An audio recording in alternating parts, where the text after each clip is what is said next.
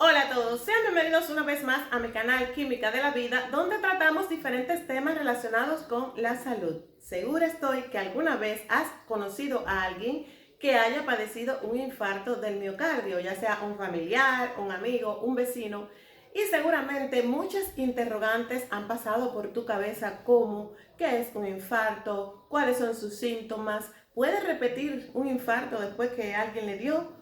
¿Puede montar en avión después de haber tenido un infarto? ¿Cuáles son los factores de riesgo de padecer un infarto? Pues la respuesta a todas estas interrogantes y mucho más tendrás en este video.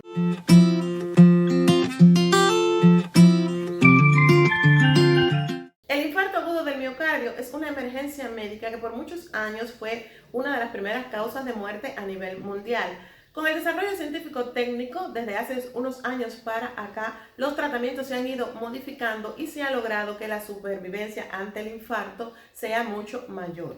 Para la realización de este video cuento con la grata presencia en mi canal del doctor Adrián Mola, quien es especialista en cirugía cardiovascular.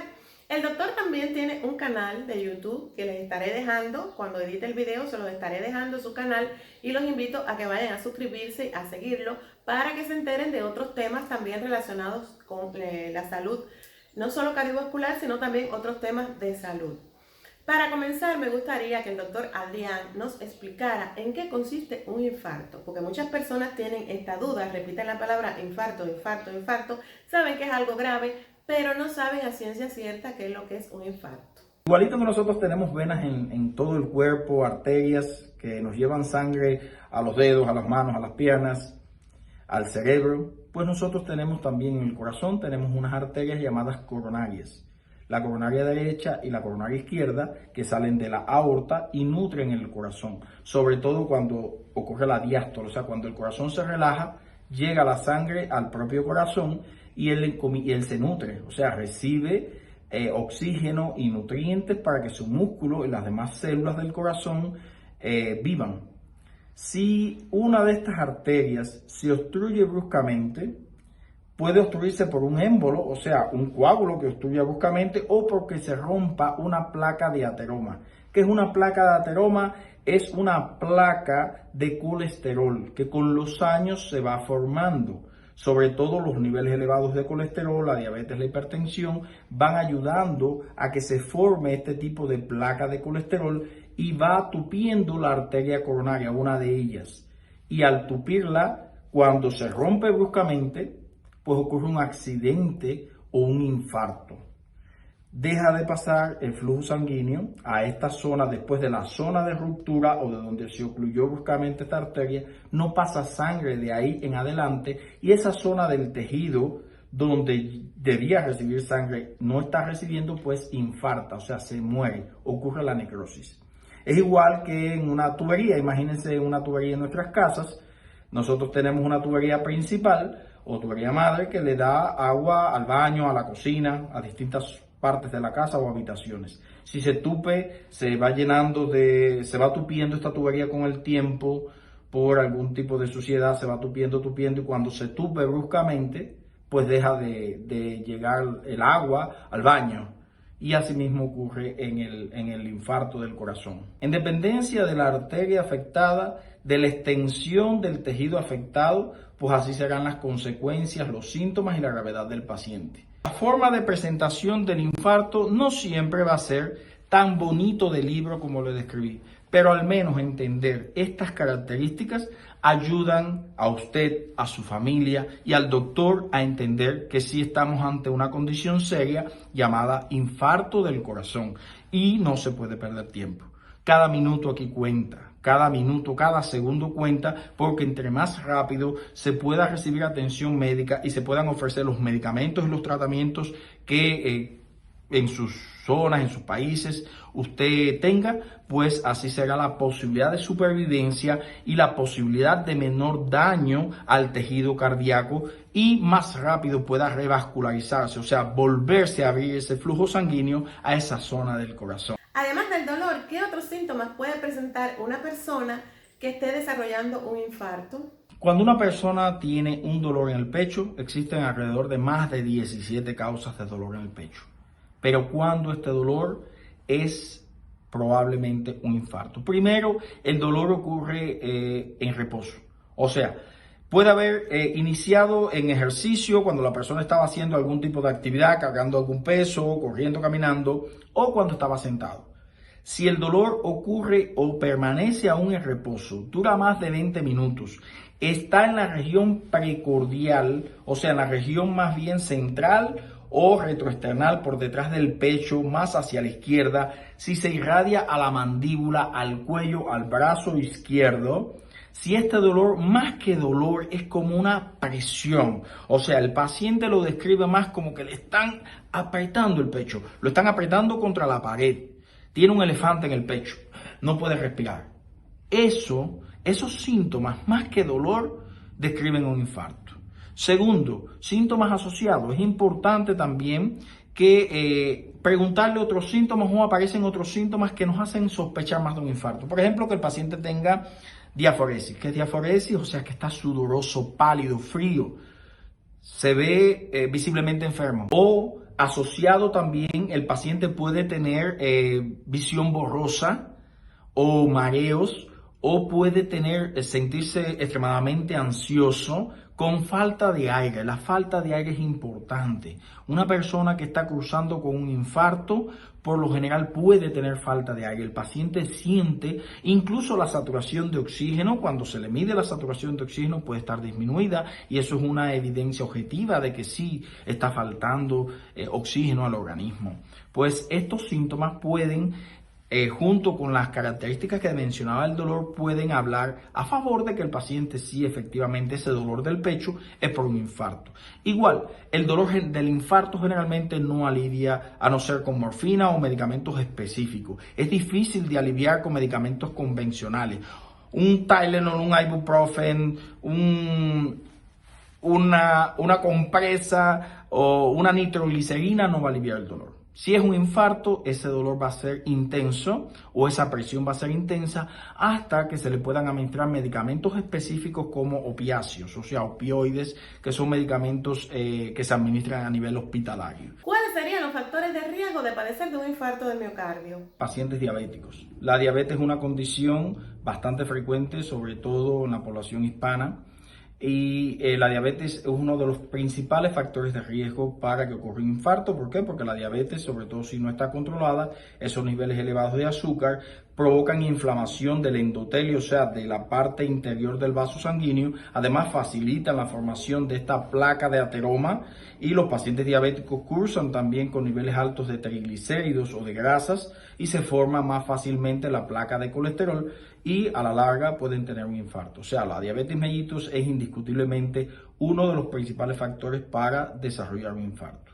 La hipertensión arterial, obviamente todos sabemos por qué la hipertensión es un factor de riesgo. Entre más altas son los niveles de presión, o sea, más velocidad va la sangre circulando por estas arterias coronarias y es como decimos en una carretera, los carros deben ir a 60 millas, por ejemplo, o por una autopista. Si el carro va a 80 millas, pues más fácil que tenga un infarto. Asimismo pasa con la presión arterial. Si la presión sube por encima de los niveles estándar, pues la circulación va a mayor velocidad y esto puede conducir a un accidente más fácil. Por eso hay que controlar la presión arterial, ya sea con medidas farmacológicas o no farmacológicas, para evitar una complicación llamada infarto. Otro factor de riesgo y muy importante es el hábito de fumar. El cigarro o el tabaco es un factor de riesgo verdaderamente importante, pero lo mejor de todo es que es modificable. O sea, se puede evitar o se puede, si una persona fuma y deja de fumar, pues obviamente estaría eliminando de su sistema uno de los principales factores de riesgo para que ocurra un infarto. Otro factor de riesgo es la obesidad. Más que la obesidad es el aumento de la circunferencia abdominal, o sea, esa obesidad central constituye un factor de riesgo. ¿Por qué? Porque aumenta la resistencia a la insulina, predispone a la diabetes y favorece mucho todas las condiciones de alteraciones o enfermedades metabólicas que facilitan la formación de placas de ateroma, facilita la diabetes, facilita el desarrollo de hipertensión. Permite también la aparición de otras enfermedades como el sleep apnea o enfermedad del sueño, que todos estos van afectando a la larga al corazón. La dislipidemia, como hemos dicho, el colesterol alto, los niveles elevados del colesterol.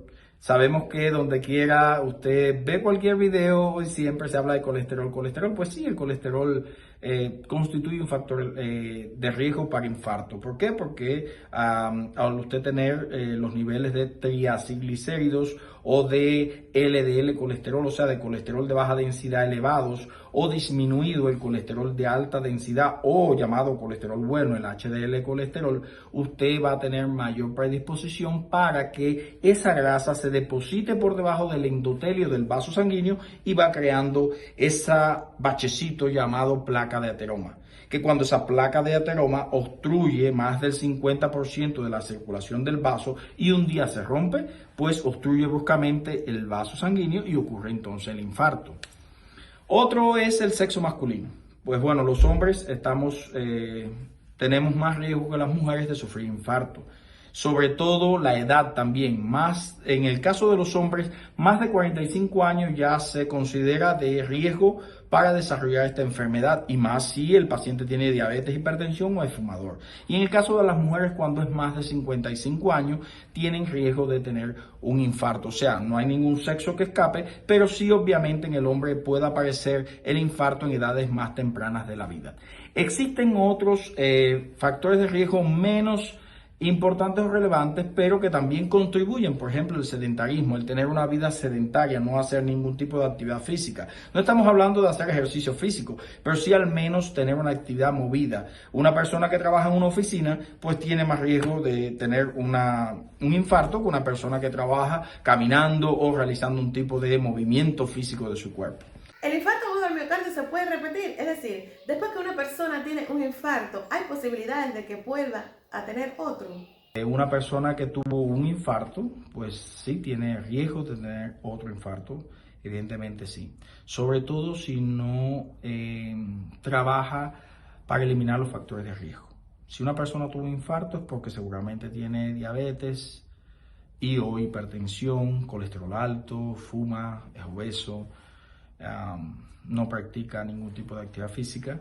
Pues si estos factores de riesgo, después que ocurrió el infarto, persisten, sobre todo el hábito de fumar, la presión descontrolada o la diabetes descontrolada, es muy probable que en poco tiempo, en unos meses o semanas, pueda tener otro infarto.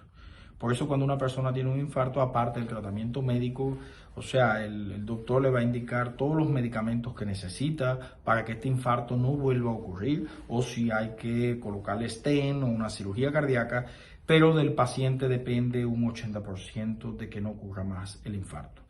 Si el paciente no es capaz de controlar o de educarse y eliminar los factores de riesgo, sí puede ocurrir un infarto, y cuando ocurra, cada vez que ocurran infartos, entre más infartos ocurran, pues la condición del corazón se va a deteriorar más. Hay personas que tienen en su vida varios pequeños infartos, quizás no están tan graves en el momento del infarto, lo toleran, pero con el tiempo pequeños infartos en el corazón van causando una miocardiopatía dilatada, va causando que mucho tejido del corazón se va muriendo, por tanto se va dilatando ese corazón, no se puede contraer bien y entonces va a tener una insuficiencia cardíaca y es prácticamente una muerte agónica. El paciente con el tiempo va a tener más complicaciones, va a tener falta de aire, se va a inflamar y al final va a fallecer de alguna arritmia o de un infarto ya más grande. Y ahora una pregunta que muchas personas se hacen. ¿Puede montar en avión alguien que padeció un infarto? ¿Cuándo puede hacerlo? Bueno, la recomendación es que después de un infarto del corazón, si el infarto fue un infarto no complicado, el paciente puede viajar después de 3 semanas. No se recomienda antes de este periodo de tiempo viajar en avión. Si el infarto fue complicado, o sea, el paciente estuvo varios días en el hospital, tuvo algún tipo de soporte, o sea, medicamentos para la presión arterial, el paciente estuvo gravemente enfermo, no fue el paciente que solo estuvo en la sala de cardiología esperando recuperarse, pues nada, si fue un infarto grave, se recomienda que puede viajar después de 6 semanas si está libre de síntomas y si está cumpliendo con todo el tratamiento médico, si no tiene dolor, o sea, si no tiene angina o dolor en el pecho en reposo. O sea, si el paciente está totalmente asintomático con todos sus medicamentos, las estatinas, los medicamentos para la presión, los antiagregantes como la aspirina, clopidogrel o el otro, o cualquier antiagregante que haya sido indicado, entonces después de 6 semanas es que puede viajar en avión. Llegar con tiempo suficiente al aeropuerto. ¿Por qué? Para evitar todo el estrés que genera un viaje en avión, todo el check-in, todo este tiempo, pues se recomienda que el paciente esté con más del aconsejado por otras personas, para que pueda organizarse con tiempo y evitar ese estrés que genera el abordar un avión. Segundo, que lleve consigo todos sus medicamentos, que tenga compensada su presión arterial, que solicite los servicios que brindan las aerolíneas de ayuda o asistencia, por ejemplo, para que no no cargue pesos. Existen las aerolíneas, usted llama y puede solicitar la asistencia para esta persona, le proveen una silla de ruedas y lo transportan para que evite una caminata prolongada, las extensas colas o que evite cargar más de 8 horas. ¿Tienes alguna anécdota así específica que recuerdes de algún paciente que atendiste con infarto? Bueno, sí. Me ocurrió que sí, tengo experiencias personales de pacientes con infarto, pero bueno, voy a decir una personal y es con mi papá. O sea, no llegó a tener el infarto en esa ocasión. Recuerdo que íbamos caminando y de pronto sentí que él no caminaba a la misma velocidad que usualmente lo hacía. Eso fue ya hace unos cuantos años, 2014, algo así. Íbamos caminando y vi que se agotaba. Normalmente él caminaba más rápido que yo. Y le pregunté qué pasa. Y dice, no, es la edad. Es que estoy caminando más lento por la edad. Pero noté que le faltaba el aire. Y esto es importante que ustedes sepan. En ocasiones la cardiopatía isquémica o enfermedad arterial coronaria, el paciente puede que no tenga dolor en el pecho. Puede que tenga sencillamente falta de aire o cansancio, se fatiga, se ahoga, no puede hacer las actividades que antes hacía. Inmediatamente lo llevé al hospital, le hicimos un electrocardiograma, no tenía un infarto agudo, pero sí en el electro tenía signos de que tenía obstruida una arteria coronaria importante. Se le hicieron los demás estudios como el ergotest o la prueba ergométrica, que después les voy a explicar en qué consiste, que se pone como en una bicicleta y se mide el electrocardiograma y se vio que fue positiva la prueba. Después se le hizo un cateterismo cardíaco, se le vio las arterias del corazón, se vio que estaba tupida, tenía 90% obstruida, una arteria importante, la arteria descendente anterior, que es la arteria que viene de la coronaria izquierda. Si esa placa de ateroma se hubiera roto agudamente, pues el área del corazón de mi papá que se hubiera obstruido hubiera sido amplia y no hubiera resistido. Posiblemente hubiera fallecido. Entonces esto realmente lo recuerdo siempre, nunca lo olvido, porque bueno, fue posible colocarle un stent. Se le colocó un stent, se abrió la arteria y bueno, al cabo de 6 o 7 años fue que tuvo un segundo infarto. Bueno, muchas gracias a la doctora Rebeca González y a su canal Química de la Vida. Gracias a todos ustedes, a todos los seguidores de la doctora Rebeca por haber compartido estos minutos conmigo. Me siento realmente honrado y muy contento de haber tenido esta oportunidad de conocerlos a ustedes y que ustedes me puedan conocer. También los invito a que visiten mi canal en Medicina 2 y 2 no siempre es 4, Dr. Adrián, pues pueden ahí también ir profundizando y obtener información sobre otros temas médicos. Trataré de estar también compartiendo conocimiento no solo de cardiología, sino de medicina de forma general.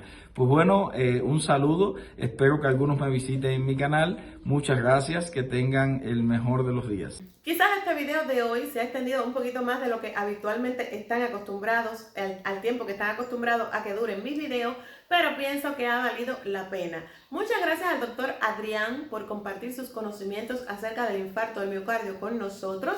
Regálame un me gusta si te ha gustado el video, compártelo con tus amistades y te espero en mi próximo video. No faltes. ¡Chao!